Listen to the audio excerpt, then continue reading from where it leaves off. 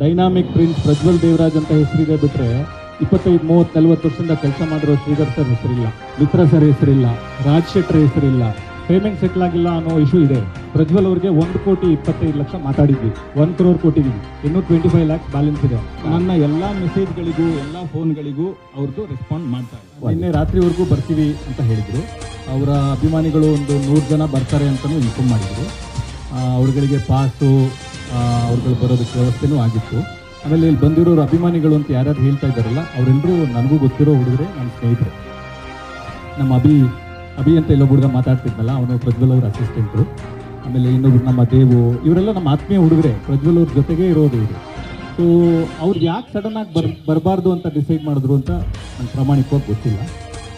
ಅವ್ರದ್ದೊಂದು ಸಣ್ಣ dubbing issue ಒಂದಿತ್ತು. ಡಬ್ಬು ಅವ್ರ ವಾಯ್ಸು ಸೂಟ್ ಆಗುತ್ತಾ ಆಗಲ್ವಾ, ಯಾಕಂದರೆ ಮಂಗಳೂರು ಥರದ ಭಾಷೆ ಆಗಿರೋದ್ರಿಂದ 100% ಸೂಟ್ ಆಗಬಹುದಾ ಆಗಲ್ವಾ, ಇನ್ನೂ ಸ್ಪೇಸ್ ಇದೆ, ಇನ್ನೂ ಡಬ್ಬಿಂಗ್ ಮಾಡಬೇಕು ನಾವು ಅಂತಲೇ ಇದ್ದೀವಿ. ಇನ್ನೂ ನಮ್ಮ ಡಬ್ಬಿಂಗ್ ಸ್ಟುಡಿಯೋನ ಬ್ಲಾಕ್ ಮಾಡು ಇಟ್ಟಿದ್ದೀವಿ. ಇನ್ನು 24ಕ್ಕೆ ರಿಲೀಸ್ ಇರೋದ್ರಿಂದ ಒಂದ್ಸತಿ ಎಫರ್ಟ್ ಹಾಕ್ಬೋದು, ಚೆನ್ನಾಗಿ ಬಂದರೆ ಅದನ್ನು ಇಟ್ಕೊಳ್ಳೋಣ ಅಂತನ್ನೋದು ಒಂದು ಥಾಟ್ ಇದೆ. ಆದರೆ ಸಡನ್ನಾಗಿ ಈ ಥರದ್ದು ಇವರೆಲ್ಲ ಗೊತ್ತಿರೋರೆ, ಆಮೇಲೆ ಇವ್ರು ಯಾರು ಬೇರೆಯವರಲ್ಲ, ಇವ್ರು ಯಾರು ನಮ್ಗೆ ಗೊತ್ತಿಲ್ಲದೆ ಇರೋರಲ್ಲ, ಎಲ್ಲಿಂದನೂ ಉದ್ಭವ ಆಗಿರೋರಲ್ಲ, ಗೊತ್ತಿರೋರನ್ನೇ ಈ ಥರ ಬಂದು ಮಾಡೋದಕ್ಕೆ ಕಾರಣ ಏನು ಅಂತ ನಂಗೆ ನಿಜವಾಗ್ಲೂ ಸರ್. ಈಗ ಸಿನಿಮಾ ನೀವು ಆರಂಭದಲ್ಲೇ ಒಂದು ರೀತಿ ಕ್ಲಾರಿಟಿ ಕೊಡೋ ಪ್ರಯತ್ನ ಮಾಡಿದ್ರೆ, ಅಂದರೆ ಸಿನಿಮಾದವರ ವಿಚಾರ ಸೌಂಡ್ ಮಾಡಬಾರ್ದು, ಸಿನಿಮಾ ಸೌಂಡ್ ಮಾಡಬೇಕು ಅನ್ನುವಂಥದ್ದು. ಈ ಕನ್ನಡ ಸಿನಿಮಾ ಇಂಡಸ್ಟ್ರಿ ಈ ಪರಿಸ್ಥಿತಿಯಲ್ಲಿ ಈ ರೀತಿಯ ಗೊಂದಲ ಮತ್ತು ಗಲಾಟೆ ಈಗ ಚಿತ್ರತಂಡಕ್ಕೆ ಎಷ್ಟು ಜವಾಬ್ದಾರಿ ಆಗಿದೆ? ಯಾಕಂತಂದರೆ ಅವರ ಅಭಿಮಾನಿಗಳೇ ಮಾಡ್ತಾ ಇರುವಂಥದ್ದು, ಮತ್ತು ಕಾರ್ಯಕ್ರಮಕ್ಕೂ ಮುಂಚೆನೇ ಅವ್ರಿಗೆ ಗಮನಕ್ಕೆ ಇರಲಿಲ್ವಾ, ಹೇಗೆ ಅನ್ನುವಂಥದ್ದು ಸರ್? ಅಲ್ಲ, ಖಂಡಿತವಾಗ್ಲೂ ಇರಲಿಲ್ಲ. ಯಾಕಂದರೆ ಅವರೆಲ್ಲ ಫಂಕ್ಷನ್ ಅಟೆಂಡ್ ಮಾಡೋಕ್ಕೆ ಅಂತ ಬಂದವರು. ಅವರೆಲ್ಲರೂ ಈ ಟ್ರೈಲರ್ನ ಎಂಜಾಯ್ ಮಾಡಬೇಕು ಅಥವಾ ಈ ಥರದೊಂದು ಸಮಾರಂಭನ ಸೆಲೆಬ್ರೇಟ್ ಮಾಡಬೇಕು ಅಂತ ಬಂದವರು. ಆಮೇಲೆ ನಾವು ಪ್ರತಿ ಸಲನೂ ಹೇಳ್ಕೊಂಡು ಬಂದಿದ್ದೀವಿ, ನೋಡಿ ಇದು ಸಿನಿಮಾ ಟೈಟಲ್ ನೋಡಿದ್ರೆ ನಿಮ್ಗೆ ಗೊತ್ತಾಗುತ್ತೆ, ಇದು ಪ್ರಜ್ವಲ್ ಅವ್ರದ್ದೇ cinema. Dynamic prince Prajwal Devaraj ಅಂತ ಹೆಸರಿದೆ ಬಿಟ್ರೆ 25, 30, 40 ವರ್ಷದಿಂದ ಕೆಲಸ ಮಾಡಿರೋ ಶ್ರೀಧರ್ ಸರ್ ಹೆಸರಿಲ್ಲ, ಮಿತ್ರ ಸರ್ ಹೆಸರಿಲ್ಲ, ರಾಜ್ ಶೆಟ್ಟರ್ ಹೆಸರಿಲ್ಲ. ಯಾಕೆ ಅಂತಂದರೆ ಒಂದು ಪ್ರೊಟ್ಯಾಗನಿಸ್ಟ್, ಒಂದು ಕಥಾನಾಯಕ ಅಂತ ನಾವು ಪಾತ್ರಕ್ಕೆ ಆಯ್ಕೆ ಮಾಡಿ ಮುಂದಕ್ಕೆ ಹೋದ್ಮೇಲೆ ಅದೇ ಥರನೇ ಟ್ರಾವೆಲ್ ಮಾಡಬೇಕಾಗತ್ತೆ. ಆದರೆ ಈ ಥರದೊಂದು ಘಟನೆ ಮಾಡಬೇಕು ಅಂತ ಅಂದ್ಕೊಂಡೆ ಬಂದಾಗ ಕಾಣಿಸ್ತಿದೆ. ಅದು ಯಾಕೆ ಅಂತ ಅನ್ನೋ ಪ್ರಶ್ನೆ ನನಗೂ ಇದೆ. ನಾನು ಖಂಡಿತವಾಗ್ಲೂ ಇದು ಯಾಕೆ ಆಗಿರ್ಬೋದು ಅಂತ ಕೇಳ್ತೀನಿ. ನಮ್ಮ ಜೊತೆ ಏನೇ ಭಿನ್ನಾಭಿಪ್ರಾಯ ಇದ್ರೂ ಅದನ್ನು ಕೂತು ಮಾತಾಡೋದಕ್ಕೆ ಒಂದು ಜಾಗ ಅಂತಿರುತ್ತೆ, ಒಂದು ವೇದಿಕೆ ಅಂತಿರುತ್ತೆ.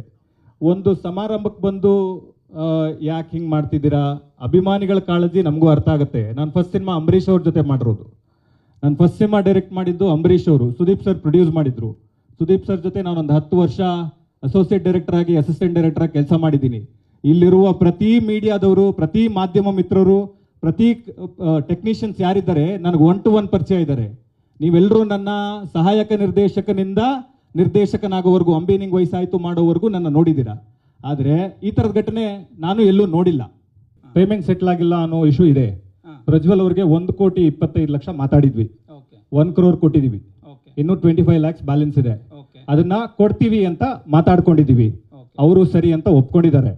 ಆಯ್ತಾ? ಅದಾದ್ಮೇಲೆ ಈ ಹೊಸ ಇಶ್ಯೂ ಯಾಕೆ ರೈಸ್ ಆಗಿದೆ ಅಂತ, ಅಥವಾ ಇವ್ರಿಗೇನಾದ್ರೂ ಅವ್ರ ಜೊತೆ ಸಮಸ್ಯೆ ಇದೆಯಾ ಅಥವಾ ನಮ್ಮ ಜೊತೆ ಸಮಸ್ಯೆ ಅದ್ರ ಬಗ್ಗೆ ಕೇಳ್ತಿಲ್ಲ, ಅವ್ರ ಫ್ಯಾನ್ಸ್ ಬಗ್ಗೆ ಕೇಳ್ತಿಲ್ಲ. ನಿಮ್ಮ ಪ್ರಜ್ವಲ್ ಮತ್ತೆ ನಿಮ್ಮ ಸಿನಿಮಾ ಬಗ್ಗೆ ಅಷ್ಟೇ ಮಾತಾಡ್ತೀನಿ. ಯಾಕೆ ಅಂತಂದ್ರೆ ನೀವು ಇದ್ರ ಹಿಂದೆ ಬಿಟ್ಟಿರೋ ಒಂದು ಮುದ್ದುಗುಮ್ಮ ಸಾಂಗಲ್ಲೂ ಕೂಡ ಅವರ ವಾಯ್ಸ್ ಇರ್ಲಿಲ್ಲ. ಹೌದು ಹೌದು. ಈಗ ನೀವು ಯಾವುದೇ ಕಂಟೆಂಟ್ ಬಿಟ್ರು ಕೂಡ ಅವ್ರ ವಾಯ್ಸ್ ಇಲ್ಲ. ಹೌದು. ಯಾವುದೇ ಒಂದು ಸಿನಿಮಾಕ್ಕೆ ಡಬ್ ಮಾಡಿಲ್ಲ ಅಂತಂದಾಗ ಅದು ಕ್ವಶನ್ ರೈಸ್ ಆಗೇ ಆಗುತ್ತೆ.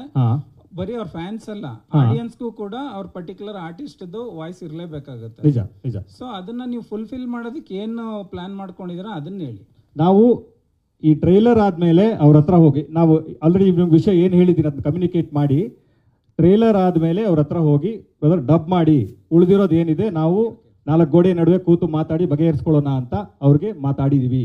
ಇದು ಕಮ್ಯುನಿಕೇಟ್ ಆಗಿದೆ. ಆದರೆ ಅದಾದಮೇಲೆ ಅವ್ರ ಕಡೆಯಿಂದ ಯಾವುದೇ ಉತ್ತರ ಬರಲಿಲ್ಲ.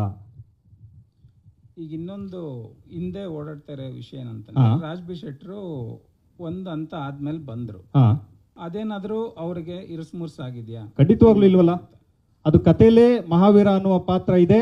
ಈ ಪಾತ್ರನ ಯಾರಾದರೂ ವೆಲ್ ನೋನ್ ಆಕ್ಟರ್, ಪಾತ್ರಕ್ಕೆ ಸೂಟ್ ಆಗುವಂಥವ್ರು, ಯಾರಾದರೂ ತುಂಬ ಸ್ಟೇಚರ್ ಇರುವಂಥವ್ರು, ಕರಾವಳಿ ಭಾಗದವರು ಮಾಡಬೇಕು ಅಂತ ಮೊದಲಿಂದನೂ ಐಡಿಯಾ ಇತ್ತು.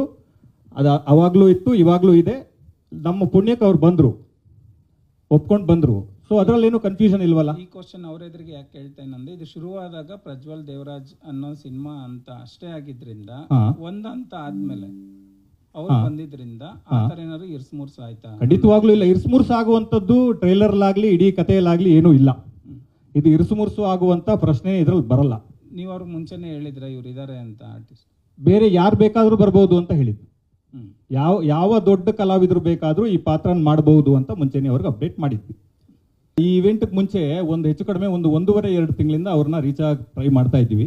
ಅವರು ಶೂಟಿಂಗ್ ಅಲ್ಲಿ ಇದ್ದಾರೆ, ಬ್ಯುಸಿ ಇದ್ದಾರೆ, ಸಿಗ್ತಾರೆ ಅಂತ ನಮಗೆ ಕಮ್ಯುನಿಕೇಟ್ ಆಗ್ತಾ ಇದೆ. ಆಯ್ತಾ? ಆದ್ರೆ ನಾನು ಈ ಸಿನಿಮಾಗೆ ನಿರ್ದೇಶಕನೂ ಹೌದು, ನಿರ್ಮಾಪಕನೂ ಹೌದು. ಹಾಗಾಗಿ ನಾನು ನನ್ನ ಕೆಲಸಗಳಲ್ಲಿ ಬ್ಯುಸಿ ಇದ್ದೀನಿ. ಇದನ್ನ ಕಮ್ಯುನಿಕೇಟ್ ಮಾಡೋದಕ್ಕೆ ನನ್ನ ಟೀಮ್ ಇದೆ. ಅವ್ರು ಕಮ್ಯುನಿಕೇಟ್ ಮಾಡ್ತಾ ಇದ್ದಾರೆ, ಅವ್ರು ಬ್ಯುಸಿ ಇದ್ದಾರೆ, ಸಿಗ್ತಾರೆ, ಹೇಳ್ತಾರೆ ಅಂತ ಅವರ ಮ್ಯಾನೇಜರ್ ನಮಗೆ ಕಮ್ಯುನಿಕೇಟ್ ಮಾಡ್ತಾ ಇದ್ರು. ಆದ್ರೆ ಈ ಸಮಸ್ಯೆ ನಿನ್ನೆ ರಾತ್ರಿವರೆಗೂ ಇರಲಿಲ್ಲ. ಓಕೆ, ಅಲ್ಲ ಪ್ರಜ್ವಲ್ ಅವ್ರ ಜೊತೆಗೆ ನೀವು ನೇರವಾಗಿ ಮಾತಾಡಿದ್ದೀರಾ? ನಾನು ಮಾತಾಡಿ 1-2 ತಿಂಗಳಾಗಿರ್ಬೋದು. ಏನ್ ಕಾರಣ ಸರ್ ಅಲ್ಲಿಂದ ಇಷ್ಟು ಗ್ಯಾಪ್ ಆದ್ರೂ? ನನ್ನ ಎಲ್ಲಾ ಮೆಸೇಜ್ಗಳಿಗೂ ಎಲ್ಲಾ ಫೋನ್ಗಳಿಗೂ ಅವ್ರದ್ದು ರೆಸ್ಪಾಂಡ್ ಮಾಡ್ತಾ ಇಲ್ಲ. ಏನಾದ್ರೂ ಸಮಸ್ಯೆ ಇದ್ರೆ ಮಾತಾಡಿ ಅದನ್ನ ಸರಿ ಮಾಡ್ಕೊಳ್ಳೋಣ ಅಂತ ಬಹಳ ಸಾರಿ ಪ್ರಯತ್ನ ಪಟ್ಟಾಗ್ಲೂ ಅವರು ಫೋನ್ಗೆ ಸಿಗ್ತಾ ಇಲ್ಲ.